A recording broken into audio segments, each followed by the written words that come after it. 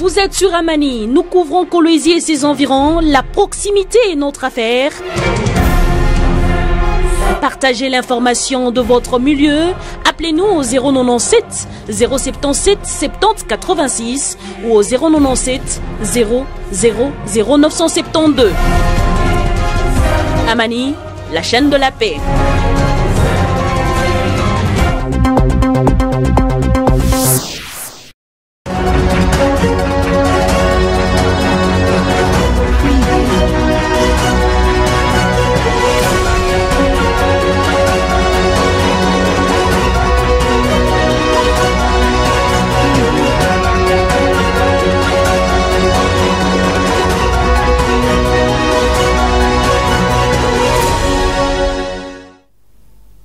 Vous nous regardez depuis la province du Nord-Ubangi. Mesdames, Messieurs, votre grande édition du journal s'ouvre par cette information. C'est dans la soirée de ce lundi 20 février 2023 que la gouverneure de la province du Lualaba, Fifi Masuka Saini, a accordé une audience au rapporteur de la Commission électorale nationale indépendante CENI dans son cabinet de travail de l'hôtel du gouvernement. Au cœur de leur échange, le déroulement du processus d'identification et d'enrôlement depuis le début jusqu'à ce jour. Il était aussi question pour Patricia Sea Moulela d'évoquer auprès de la gouverneure de la province du Lualaba la question de la mise sur pied du conseil provincial des opérations. Reportage Graciela.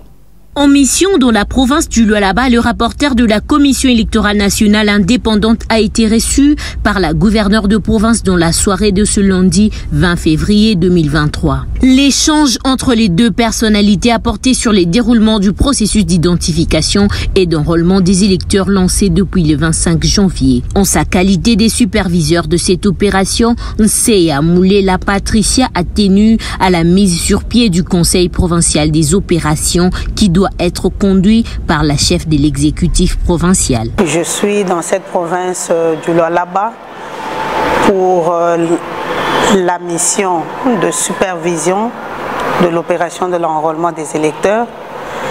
Et nous avons vu le gouverneur parce qu'avant toute chose, il est de notre devoir de présenter d'abord les civilités et de faire connaître aussi notre agenda. Il est question d'avoir un CPO, un conseil provincial des opérations, et c'est souvent présidé par l'autorité provinciale.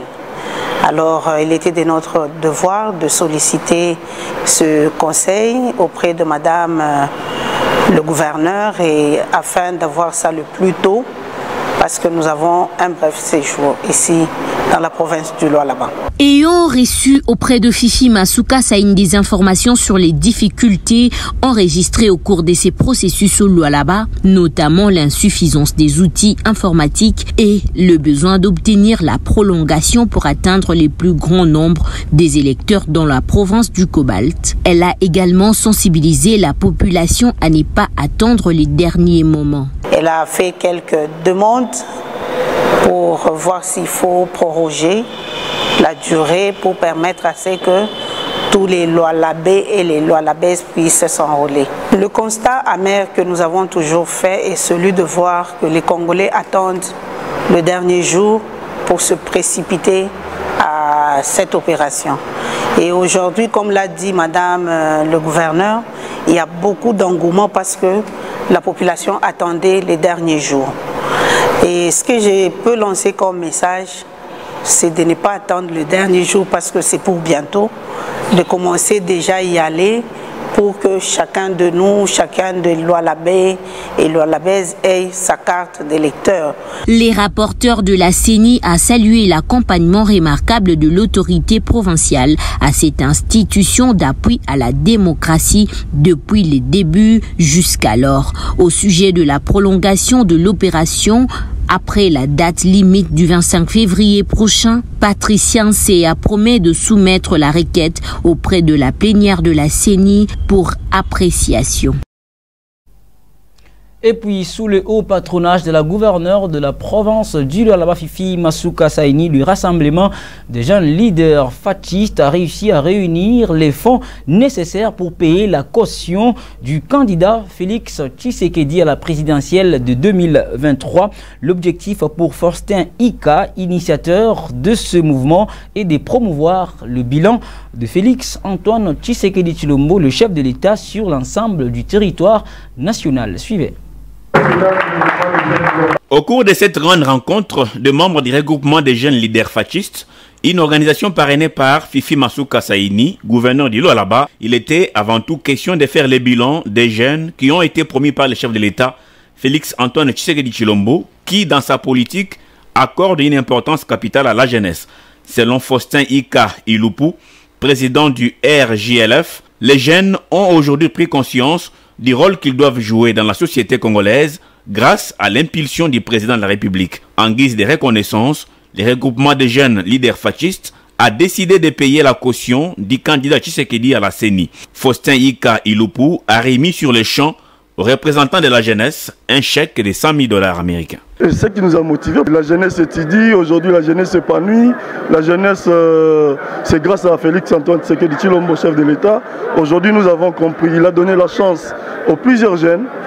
Aujourd'hui un jeune qui a 22 ans, qui dirige une commune, vous allez y comprendre que ce n'est pas facile. Le soutien au chef de l'État ne doit pas être que théorique. La jeunesse veut écrire une nouvelle page de l'histoire, a dit le président du RJLF, avant de saluer les réalisations de ces politiques qui ont compris la vision du chef de l'État, notamment Marie-Thérèse Masuka, gouverneure du Lualaba, qui dans un temps record a initié plus de 700 chantiers, parmi lesquels l'élargissement de la route nationale numéro 39, la nouvelle aérogare moderne, la clinique universitaire moderne de Mwangeji, l'université moderne de Kolwezi, l'échangeur routier, une première dans l'histoire de la RDC, la salle village des congrès, 1500 places pour les assises internationales, la salle des spectacles et tant d'autres. Pour la meilleure élève de Tshisekedi, cette année est consacrée à la série des inaugurations des grands ouvrages d'intérêt public. Ouvrons les chapitres d'enrôlement, mesdames et messieurs. S'enrôler massivement pour donner un deuxième mandat au président de la République, Félix Antoine Tshisekedi Tshilombo, c'est la volonté qu'a manifesté Jeffrey Masuka, deuxième secrétaire général du parti politique Fonds des indépendants pour la démocratie chrétienne, ce lundi 20 février 2023, dans un message de sensibilisation lancé après son enrôlement au centre de l'école Sainte-Anuarité située sur la route Kazembe dans le territoire de Muchacha. C'est un reportage signé par Cléophas Mongomirambo. Pour remplir son devoir civique, Jeffrey Masuka Saini, l'un des cadres du parti politique Front des indépendants pour la démocratie chrétienne et jeune leader de la province du Lualaba, a choisi les centres d'enrôlement situés à l'école Sainte-Anuarité sur la route Kazembe. Accompagné par les membres de son parti politique et ceux de la fondation Amani, dont il est membre d'honneur, Jeffrey Masuka Saini a fait le pied jusqu'au centre d'enrôlement.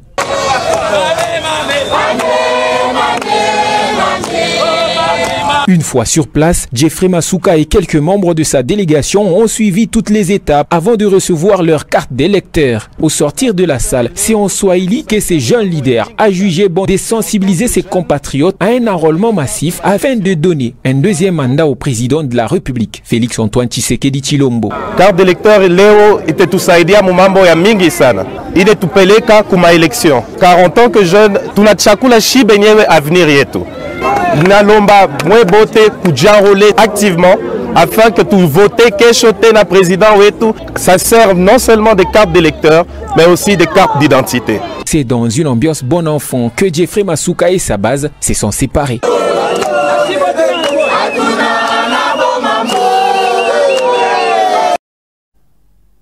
Sur ce même chapitre, mesdames, messieurs, Jacques Kaoumba, ministre provincial de Mines et visionnaire de la Fondation PAMO, s'est aussi acquitté de son devoir civique qui s'est enrôlé ce lundi 20 février 2023 au centre d'inscription de la cité Mutoshi. Le reportage est de la presse du ministère de Mines. Suivez.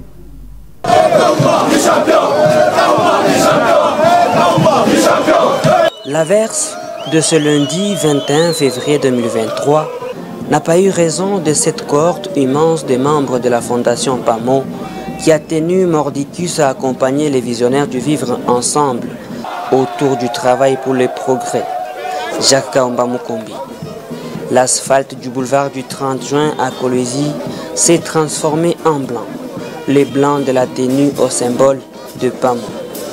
Cet enrôlement a été précédé par la sortie officielle de la Fondation PAMO qui a mobilisé tous ses membres pour cette circonstance. Au cadre de PAMO, membres adhérents et sympathisants, tous unis comme un seul homme, ont rehaussé de leur présence à cette manifestation. Juste après, la fourmilière de la Fondation PAMO a envahi la cité de Mutoshi où son visionnaire a accompli son devoir civique.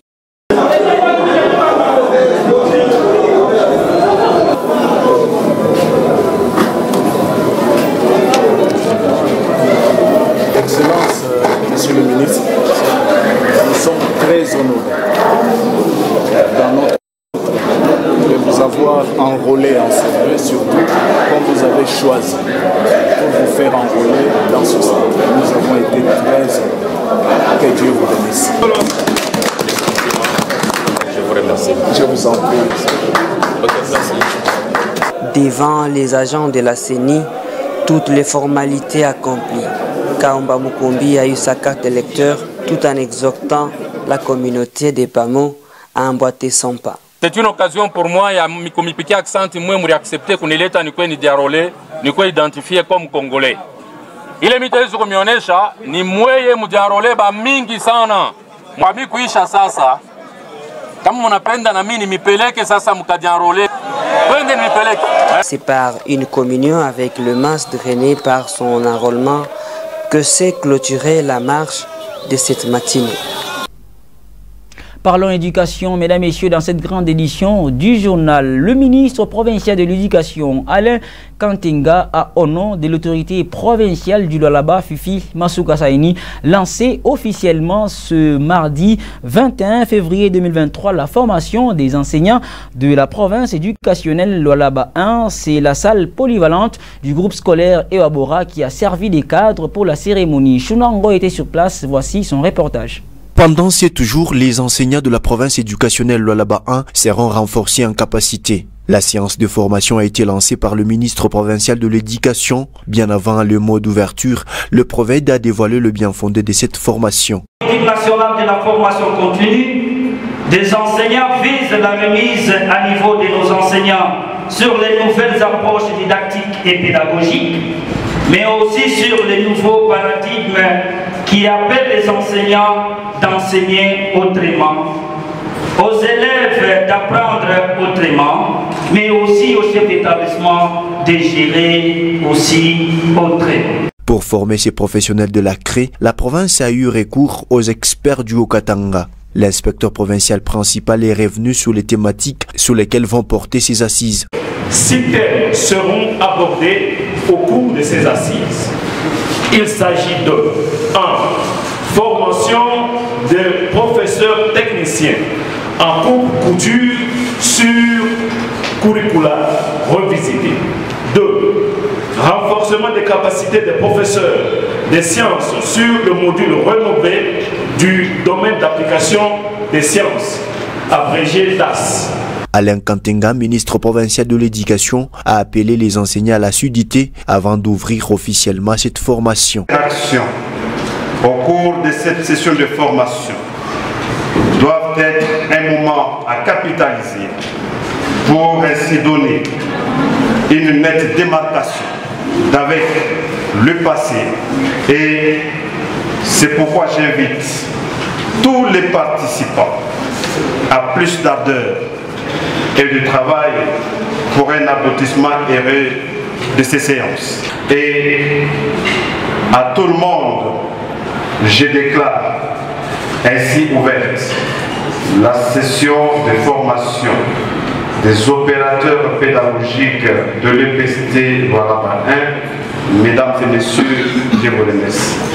Après la province éducationnelle Lualaba 1, ça sera le tour de la province éducationnelle Lualaba 2. À la mairie de Kolwezi, le maire adjoint, Madame Farida Odile Mouepou, a reçu en audience ce mardi 21 février 2023 un collectif des étudiants des instituts supérieurs et universitaires de la ville de Kolwezi, résidant à la cité Jekamine Lulu. Ces derniers sont venus présenter à l'autorité urbaine leurs difficultés liées notamment aux moyens de transport. Le reportage est signé par la presse de la mairie de Kolwezi. Tulienda sana kupaka promesse et avec votre arrivée Chikwetu ilikuwa ni soulagement. Partant de l'aire de doléances exposée à l'autorité urbaine, lors de son passage dans la cité Jekamine Lulu, les maires adjoints de Kolwezi, Madame Farida Mouepou Odile, a reçu en audience les collectifs des étudiants des instituts supérieurs et universitaires de Kolwezi, résidant à la cité Jekamine Lulu. Leurs échanges ont porté sur des préoccupations, à savoir les difficultés liées aux moyens de transport devant transporter ces étudiants de leur cité vers leur alma mater et la présentation du projet d'assainissement qui demeure la cible principale des autorités urbaines. Très sensible à l'aire de doléances, le numéro 2 de la ville de Kolwezi s'est imprégné de la question pour une solution palliative qui va s'inscrire dans la promotion de l'enseignement supérieur qui fait partie de la vision du chef de l'État, Félix-Antoine Tshisekedi Tshilombo, qui met l'homme au centre de toute action. Au sortir de l'audience, Jacques Lemaire, chef de la délégation, et Philène Kajumba ont loué l'hospitalité de l'autorité urbaine qui a accordé son attention particulière aux préoccupations de la population estudiantine. Le problème qu'on rencontre sur le transport des étudiants, alors l'autorité nous a reçus et aujourd'hui nous sommes sortis avec un ouf de soulagement. Ce qui veut dire que nous avons été bien accueillis et nous avons reçu une solution valable en fait qui nous a soulagés. Non seulement nous avons le problème de bus des étudiants, nous avons aussi un projet du côté des jeunes et étudiants d'assainissement. Nous avons déposé notre projet à l'autorité urbaine, notre projet a été bien reçu et l'autorité a dit qu'il va nous accompagner et la jeunesse elle est prête à accompagner aussi les autorités, bien qu'avant, peut-être, on pourrait dire que la jeunesse était loin des autorités. Avec ces nouveaux vents, nous avons vu que l'autorité est prête à soutenir les projets des étudiants et des jeunes. Elle nous a bien accueillis et là, on espère bien qu'elle va nous aider face à notre projet qu'on vient à peine de déposer là-dedans. Je crois que tout va bien. Nous sommes sortis avec une réponse face à notre doléance. Là, nous espérons que tout va bien avec la jeunesse de Lulu. Cette équipe des étudiants de la cité Jekamine Lulu a promis son accompagnement à la démarche des autorités urbaines dans le secteur de l'assainissement. Au chapitre des célébrations, retenez que le monde célèbre chaque 21 février la journée internationale de la langue maternelle. Cependant, en République démocratique du Congo, les langues étrangères, notamment le français et l'anglais, prennent de l'ampleur dès la naissance de la plupart d'enfants au détriment de nos langues vernaculaires dans beaucoup de foyers. Cela impacte nos valeurs. Que peut-on donc faire pour préserver les langues? Ignace Ndala, sociologue de formation, tente de donner les caractéristiques et l'importance de la langue maternelle dans ce reportage de Limbayo que nous allons tous regarder. Pris d'assaut par les langues étrangères, notamment le français et l'anglais, les langues vernaculaires se voient perdre d'ampleur dès la naissance de certains enfants comme langue maternelle suite au modernisme et cela impacte nos valeurs culturelles. Ignace Ndala, sociologue de formation, revient sur les caractéristiques et l'importance d'une langue maternelle. Quand on parle de la langue maternelle, par définition, c'est celle qui est apprise de bouche de nos parents lorsque nous naissons. Mais ici, il faut faire une nuance, parce qu'il y a certaines maisons où les enfants, la première langue qu'ils apprennent de la bouche de leurs parents, c'est les langues étrangères, le français, l'anglais, autre chose. La langue maternelle a une certaine caractéristique. Si nous disons celle apprise de bouche des parents, la langue maternelle, elle doit être celle qui porte en elle le bagage culturel, la tradition donc des origines culturelles, passez-moi cette expression, de l'enfant.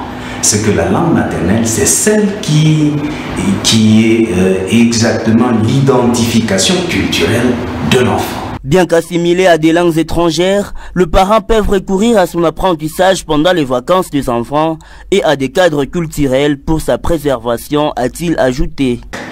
Il faut savoir prendre la juste mesure.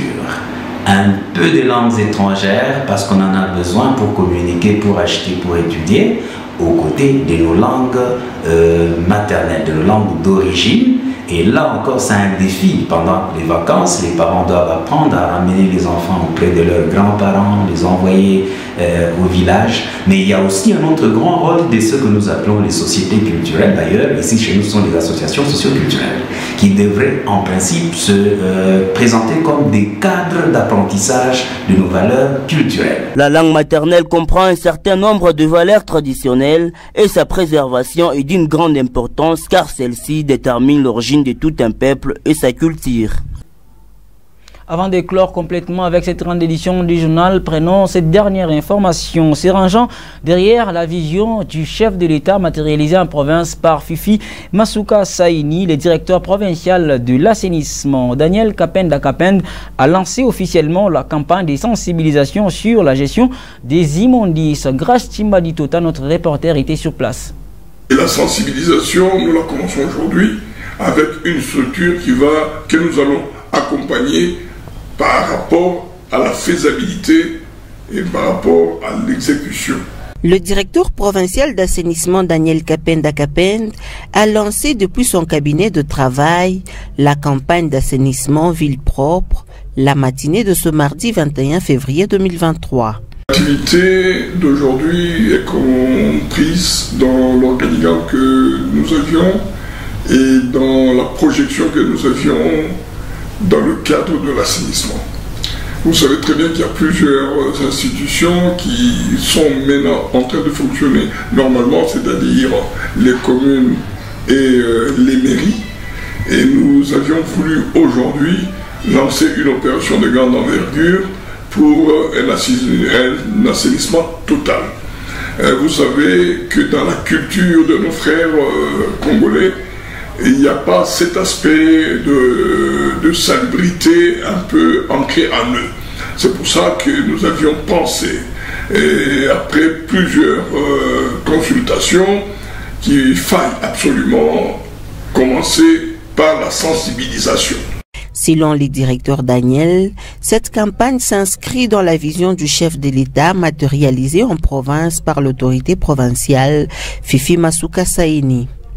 Et à ce niveau, il lui est difficile de déterminer le nombre de jours pour atteindre toutes les couches de la population.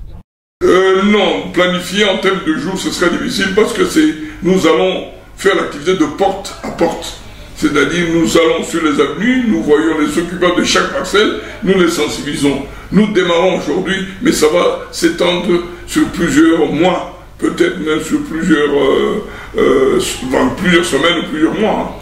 Pour cette première journée, le quartier Joli Site était la cible de la campagne d'assainissement ville propre. Kila famille, kila ménage, olia kwanza kutupa buchafu pembeni, bainzi, paki munakula mnashukia bainzi, bainzi banaleta malari. Kuweka buchafu par exemple mbele ya manyumba. Kuchoma ni mzuri, haina mubaya, mesh, naona peko ma plastique, peko ma... C'était un réel plaisir de vous présenter cette grande édition du journal. Il est fini, mesdames, messieurs, mais avec Amani Télévision, les informations sont en continu sur les réseaux sociaux, notamment sur YouTube et Facebook, en tapant simplement Amani Télévision Kolwezi et vous allez nous retrouver. Au revoir.